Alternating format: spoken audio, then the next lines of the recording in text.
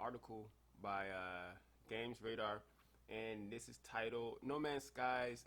Sean Murray, I hope I'm pronouncing his name right, explains why it's best for Anthem and Fallout 76 developers to stay silent after launch. This is an article. I guess they were Gamers Radar asked Sean to do. Sean Murray says studios like EA and Bethesda can't talk themselves out of a game's polarizing launch. He goes to say on this, Sean Marion, founder of Hello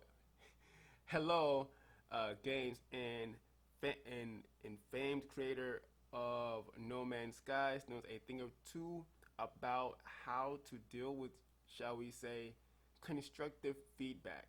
And this is coming off of the, I guess, of the backlash that his game has acquired due to lack of features and game mechanics and things of that nature. We all know what happened to No Man's Skies when that launched and the amount of backlash that received. Um, as you can see on the screen, that's the article right here. This is from, I guess, a Reddit post, but I'm reading from the main article. But some of the snippets that you will see pop on screen will definitely reflect what I'm reading on the actual article. This goes out to saying, um, jumping to the actual article, the game's original release back in 2016 saw a huge backlash from players. This is No Man's Sky. Backlash from players who felt misled by its lack of promise features, but the indie studio has since worked its way out of that sticky situation through healthy post-launch support, most notably with the release of No Man's Skies next last year and upcoming launch of No Man's Sky and Beyond. Now, within the next few months. Now, I get where he's coming from, how certain games or certain studios who launch titles with the highest regard of as to what is groundbreaking and what your game lacks or what it has when it's launched post launch. But that is the article right there that I just read a few minutes ago. But it's one thing to say that game developers or game companies who launch a title that is underwhelming or underdelivered should remain radio silent within the launch period of the game. Now, of course, we all know that certain games, like games or services, are always going to have their ups and downs and their not so perfect working conditions. You're going to have some bugs. You're going to have some minor oopsies here and there, whether it be on an audio, whether it be technical, whether it be on the gameplay mechanics, whether it be on maps not rendering, or characters doing T poses, or just offset audio cues and missions not spawning, things like that. As long as they're not game breaking and they're not pretty much on the heels of actually destroying the games. And you can see that Mr. Sean doesn't, he feels like that.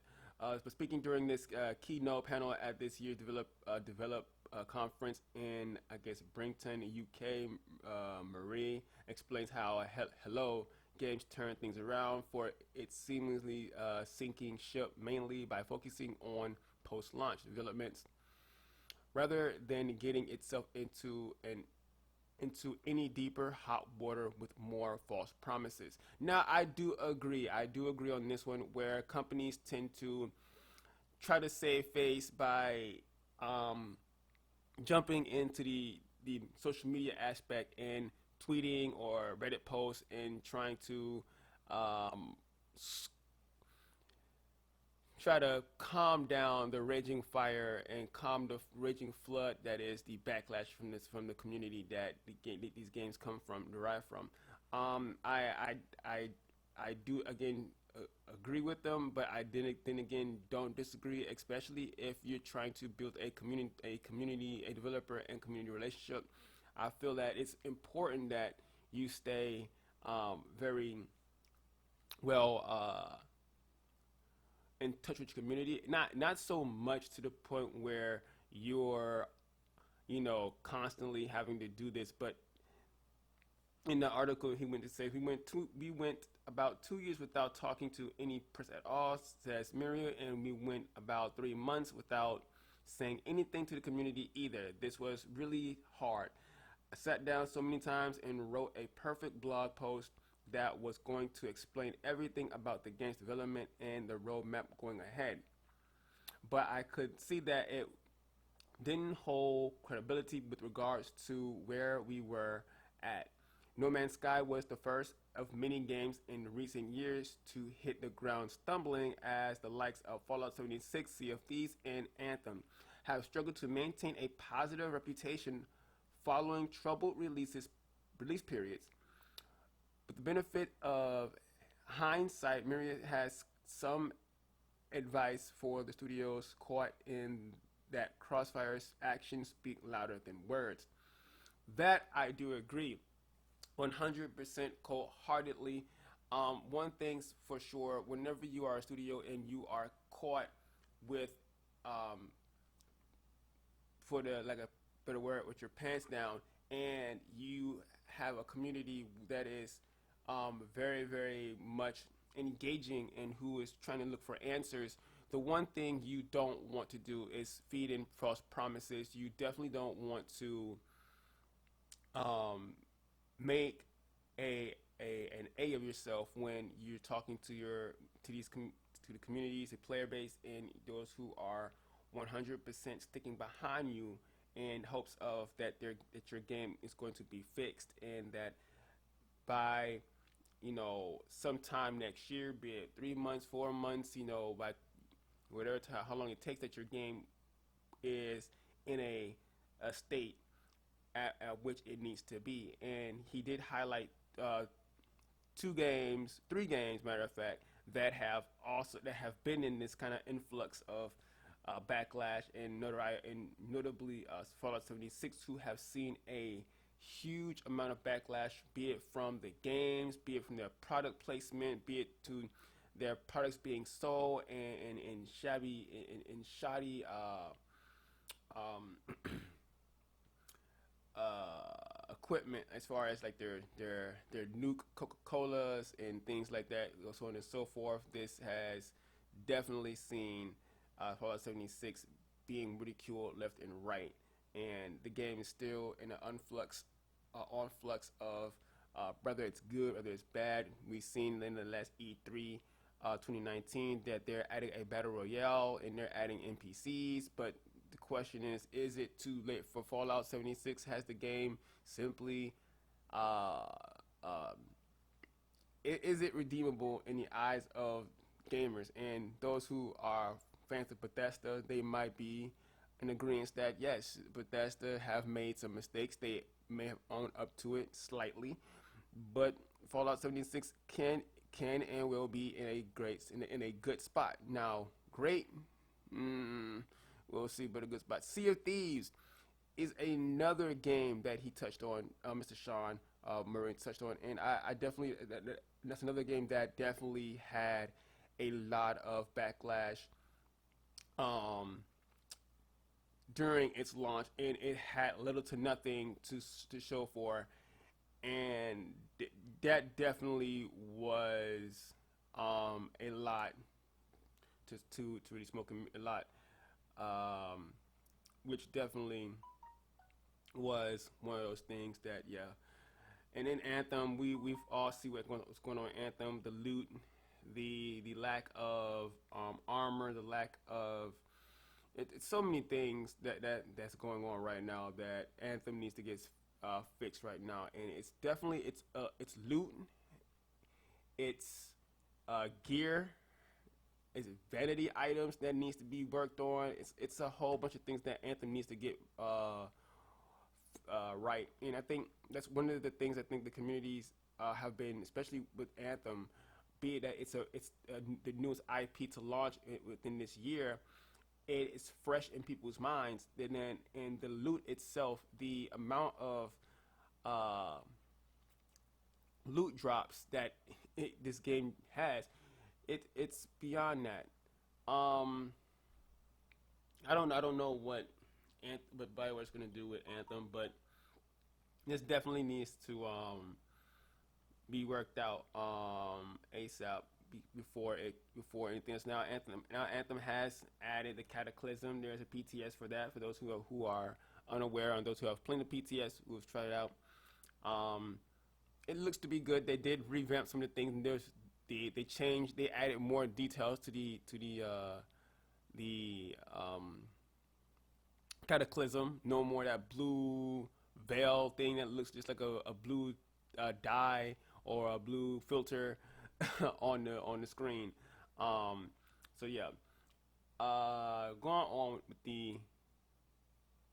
with the article, it goes on to say that have struggled to maintain positive. But we read through all that. There has been a number of games that have since come out and have had polarizing launch in that explosive mix of loads of people playing it, but also problems. And I can see EA, Microsoft, or Bethesda try to placate players by just talking to them, right, uh, but for right or wrong, it just doesn't really work. You see this all the time when a big publisher will talk to the community and try to solve the problem, and then they get embroiled, taking up more and more of its headspace. Yeah. Um, this is definitely one of those things that it's one of those pros and cons things as being a developer in a studio when you don't want to disengage with your community, but at the same time you don't want your player base, I should say, you don't want to alienate them, and you don't want to pretty much spend too much time trying to explain to the community what's going on, because it does take away from time, resources, and things of that nature. But I think by not explaining, by not being transparent with your player base, it does create some of this back and forth thing of what if, why they're not talking, why they're going dark, and what is it that we need to do to maintain credibility within our players and our games. And not to say that Mr. Sean doesn't have any validation when speaking this, and I do agree with what he's saying for the most part, but I do think that it depends on the climate in which the game is launched in. I think that sometimes we fail to realize that certain games do have an unfortunate launch period, as we've seen with Anthem, and we learned that Anthem, although it said 6 years, the last 2 years was where it fully got underway in its development cycle, and we can boil it up to the lack of leadership, lack of vision, lack of who what was being done into what, and not in the company, in the developers not knowing the game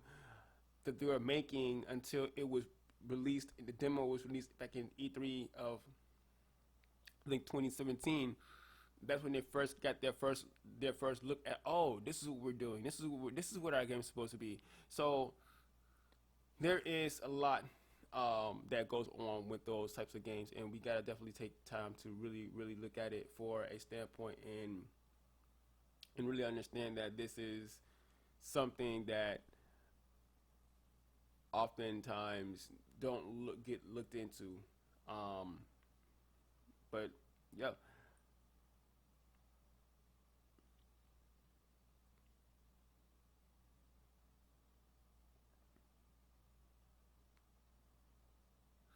Yeah, it says Anthem's community has been getting increasingly aggressive with the Bioware's lack of communication. Games feature future, but Marie, but Moray's world weary comments perhaps suggest this is for the best, allowing allowing the studio to get on with the hard work of making the game it it was meant to be without getting distracted with maintaining phase talking about features when the game is already out isn't that credible or interesting. He later tells Games Radar in a follow-up interview, your actions are so much more important than what you say. Um, yeah, and I definitely agree that what he said again in this article, your actions do speak volume, and it does um, goes hand in hand with what you do. It's not what you say, but it's what you do that oftentimes will allow people to look and have and credit you and what it is that you're doing. And I do agree for the most part that BioWare sometimes going dark is the best thing, but oftentimes allowing letting your community know that you are going to break with it, that you're going to go dark, and that you are focusing on certain things at the time, especially when your game is hemorrhaging and it's not in the best place it needs to be. Always keeping you're not on so much of keeping them on in the in the loop, but letting them know that hey, we're going dark. This is what's going to happen. So if you don't hear from us, sorry, this is just a heads up saying that we're going to be working on some key features and really working on some of the game's mechanics and key components to ready up for the next patch or next DLC that is going to be within the game. So if you don't hear from us, this is just us letting you guys know something like that. You don't necessarily have to keep up keep tabs with your community and let them know what's going on, but yeah, I do agree that sometimes certain studios and certain game studios kind of need to take a step back and kind of like take a couple of days off social media and not being so much um in, in them still trying to save face, because in the end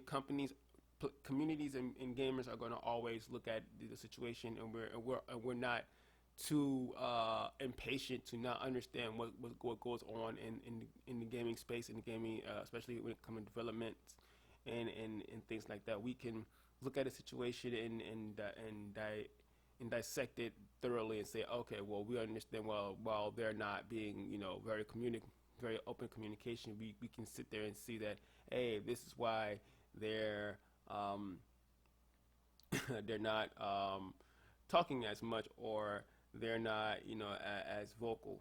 But to go completely radio silent and not give any heads up to as to why, I I definitely think that's not the way to go. But again, it depends on the studio. It depends on what is going on in within that gaming space. But I thought this was a very interesting article because uh, if anyone would know what would be the best move, I think it would be Mr. Sean.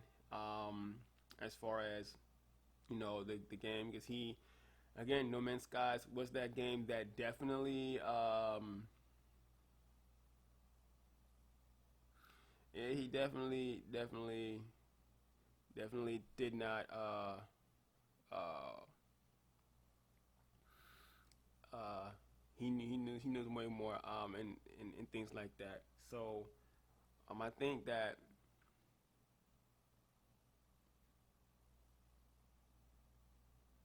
yeah. So I'm gonna read from this article. I think it's the follow-up article from Sean. since this Hello Games is yet to officially reveal what it will be turning its attention to after it's done with No Man's Skies, but we better believe that this is going to be an even more ambitious un- undertaking than the producer generation of an entire Explorer universe, like more ambitious than anything the team has put out in the world so far. This is a good reason for that, and this isn't just so that the studio co-founder and creative director Sean Murray enjoys the stress and the pressure of it all. It stems from the recognition that no matter what Hello Games does next, it's going to be hard. Game development always is. So the studio might as well embrace it. Yeah. And so that's basically something that they're talking about, just the No Man's Skies. But yeah, the gaming space is it's very at a weird position right now. Development teams and studios are in a position where they're looked at with a microscope and really you know, have to make sure that they're not so much uh, under delivering and not saying anything that will definitely come back and bite them and really make them look bad in the eyes of the gamers and fans of that studio, be it Bethesda, be it EA. Say what you will about EA. I feel that they have a reputation, but um, when they do put out when they do put out a good game, and hopefully they do soon, um, you know, it is what it is, and you can sit there and say that, yeah, but Anthem was, Bethesda, the BioWare's game, and EA, kind of messed it up, but I think this goes on like forever, like, but